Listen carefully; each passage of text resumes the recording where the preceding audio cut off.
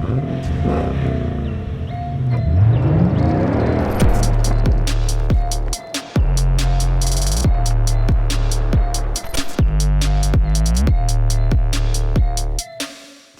we're going to be unboxing, installing, and reviewing the ultimate ditch light setup. Let's get right into the video. All right, a quick overview. SS3, SSC1. We're going to call this one C1 just because it's quicker, easier. The SS3 alone is what I ran on my Toyota Tacoma. That thing was an absolute beast. And then you slap a C1 pod onto it and it just makes it 10 times better. Without further ado, let's go ahead and unbox these bad boys. These are sold separately, meaning you're gonna get two different boxes. The SS3 box, as always, looking very fancy schmancy. And then you also got the C1 pod box, which also fancy schmancy. Inside of the box of the SS3, you're gonna get 2 nuts, 2 bolts, and 2 washers. You're also gonna get the wiring harness that is required to run these. Now for the C1, the same thing. You get 2 pods inside of there. You get the mounting brackets, the hardware, and the wiring. So real quick on wiring, I'm going to be running the SS3 wiring harness. That wiring harness has plenty of cable, super long, and it works great. But I'm also going to be running this adapter. This adapter is going to make it so that the wiring harness that is supposed to go into just the SS3, we can split that and make it go out into 2, meaning it's going to provide power to the C1 and the SS3. We'll talk more about wiring once we're actually installing it, but for now, let's assemble the ditch lights. Alrighty, so starting with the C1 pod. First things first, you need the pod. Then we're gonna go ahead and get the mounting brackets, the nut, and the bolt. The mounting bracket's pretty simple. All you need to do is line it up on the bottom and make sure that the bolt can go through. Once the bolt can go through, just slap that bad boy right up in there and then put the nut on there. Don't tighten it too hard because we are gonna be doing some adjustments later, and well, if you tighten it too much, well then you're gonna have to loosen it and then retighten it, but it's up to you. So we're gonna get the SS3 mounting bracket and we're gonna mount the C1 pod and its bracket onto it. If the SS3 is going on the right side of the truck, then you just slap the pod onto the right side of the mounting bracket, and then vice versa. Left side, you put it on the left side. So for the SS3, now that we have the C1 pod mounted already to that bracket, what you're gonna wanna do is put the nuts in first. I think that's just the easiest way to go about it, and then a washer and the bolts that are provided. Again, don't over tighten these. You're just gonna wanna get them on there, not super tight, because we're going to be doing a lot of adjustments, and well, it just takes up more time if you just keep tightening and untightening. In less than 10 minutes, or maybe it took you 15 minutes, that's fine. We're not judging. Your mounting brackets and your ditch lights are set up, and now we can get to the fun part of actually installing the lights. So whenever you're attaching these ditch lights to your truck, car, bike, whatever you're attaching it to, you need mounting brackets. Diode Dynamics does not offer any for the Toyota Tundra, which, you know what, we're not mad about it. A little bit, but it's all right. They do offer them for like every other vehicle. Ooh. So more than likely, if you're watching this and you have like a Tacoma, a Jeep, they do offer them. That's just the Tundra.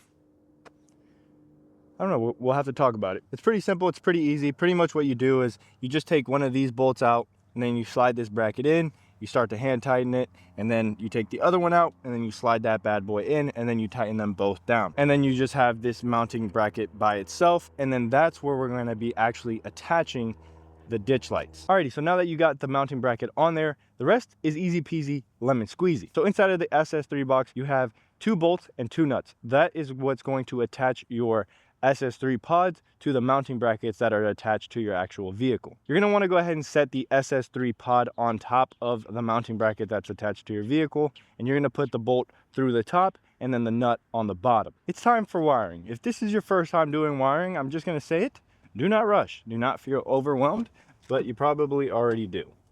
So when you first open up the wiring harness and you see it, you may feel a little bit frantic. I promise you, it's not that bad. I'll go through it, whether you're running a switch panel or you're not running a switch panel. Whether you're running a switch panel or you're not, it's super simple, so there's nothing to worry about. All right, let me grab you. Let me show you what I'm talking about here. So if you're just running the Diode Dynamics wiring harness, you're gonna wanna find the firewall on your vehicle. You see this cable right there?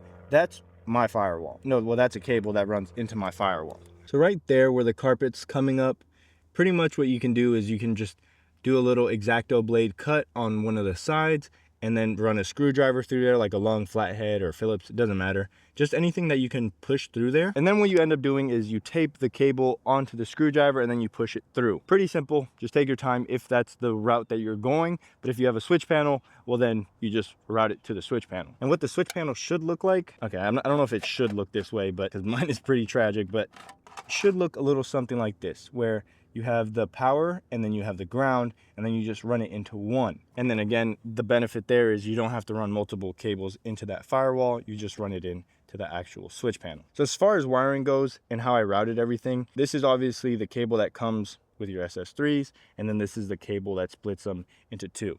It looks like my hood is doing some damage to that, so we have to think about it. This is what I'm telling you, don't take too much wiring advice from me. Then I routed it all the way across there. Super, it's there.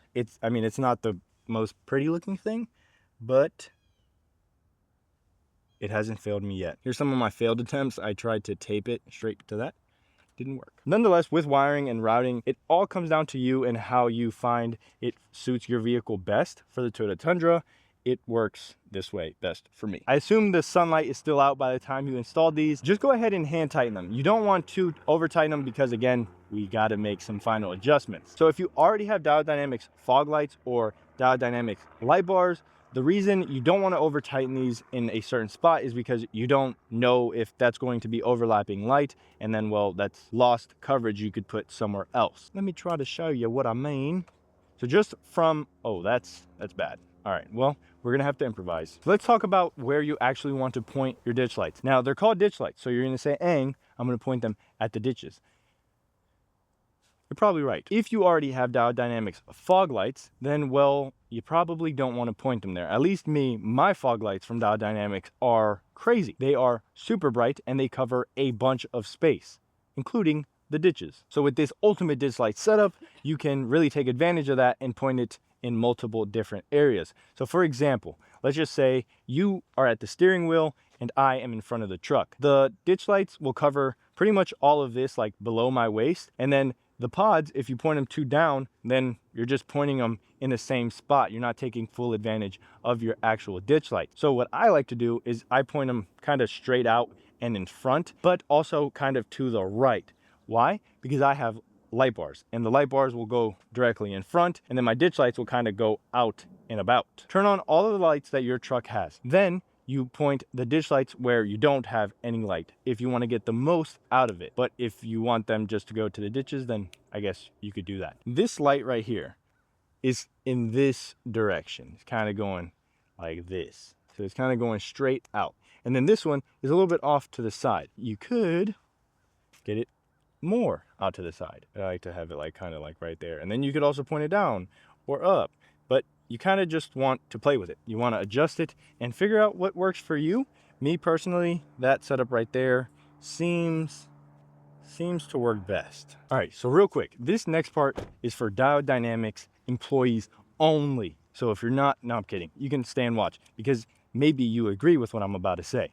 So on the ditch lights, super fancy schmancy, super reliable, super durable. I love them, but I have a suggestion. Adjustability. What I'm talking about is if you want your fog lights to face this way, well then cool, you tighten them down and you forget about them. But if you want to change that later, like kind of out to the left or whatever, you have to get the tools to do so. And it's not the hardest thing in the world, but it would be a little bit cooler. Let's say we have the lights facing that way and then we want the lights to face this way. If there was some type of like this type of mechanism right here where you loosen it and then this is now adjustable, and then you get it where you want it to go, and then you tighten it back down, and then you know you're good to go.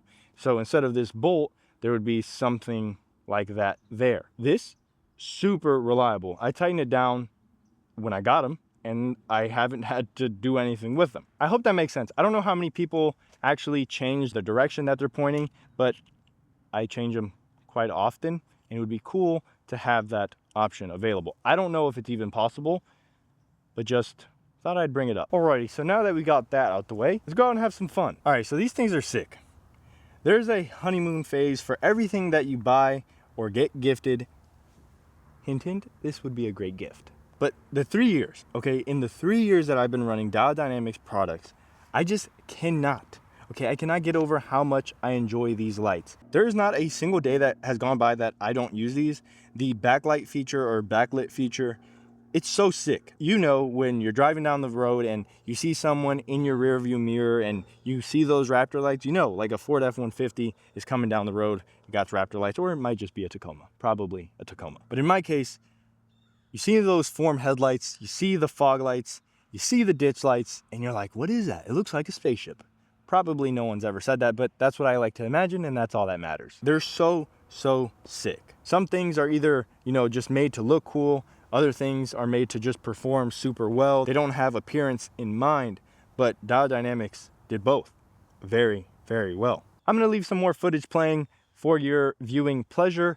I love these ditch lights.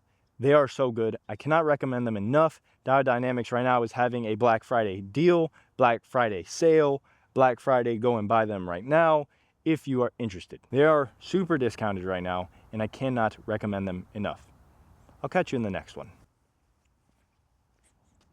Oh, real quick, Diode Dynamics, I appreciate you guys for making banger products and always supporting me and the channel. Thank you.